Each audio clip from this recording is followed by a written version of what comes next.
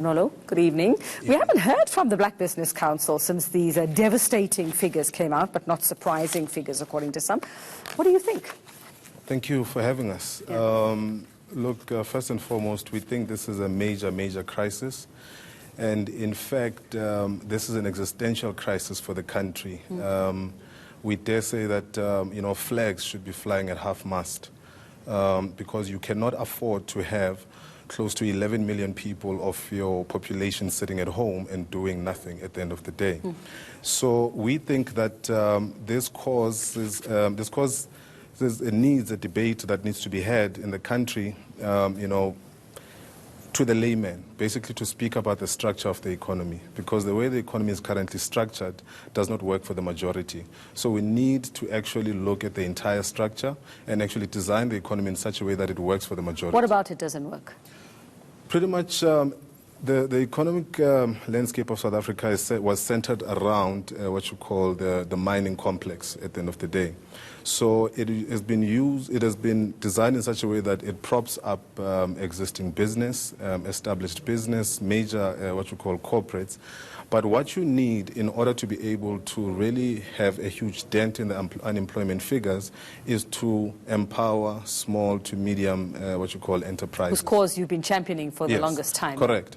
Look, we've said this even on this platform before to say that all the major economies that are very strong, like your German economy, even the American economy, they are effectively anchored by small business. South Africa is the only country that wants to get out of the rut that it's sitting in, and yet we are putting a lot of money and a lot of access to markets into existing players.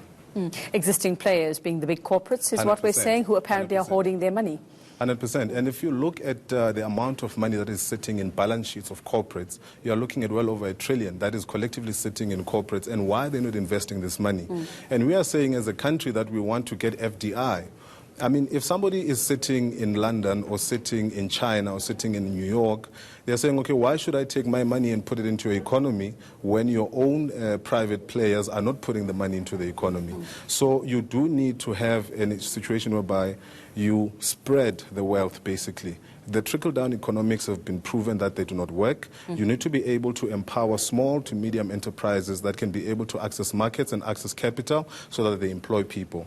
If a big corporate gets a huge contract, best believe they're going to cut jobs. But if a small business gets a big contract, immediately they're going to start employing more people. And yet we're banging on about the fourth industrial revolution. We are consumed by all of this. And, does it make sense that we continue? I mean, we have to look ahead, but we've got this on our doorstep at the moment. We have to, but at the same time, we do need to agree that South Africa is still dominated by conventional industries.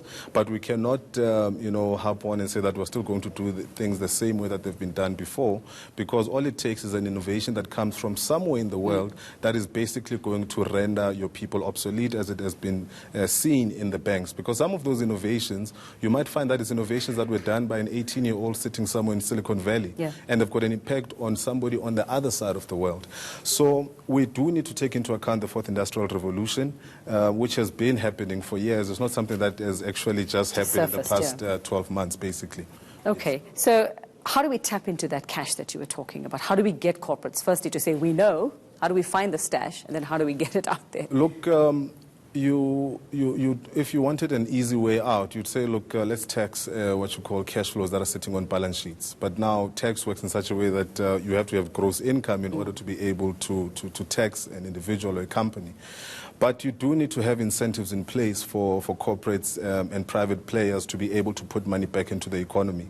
And I think that you will never have a perfect set of circumstances that lead to private players investing in the economy. And I think it's a cop-out when it comes to private players when they say that, no, but there's no confidence, you don't trust the government. It has never happened that private players and government work hand in hand 100%. There'll always be that agitation.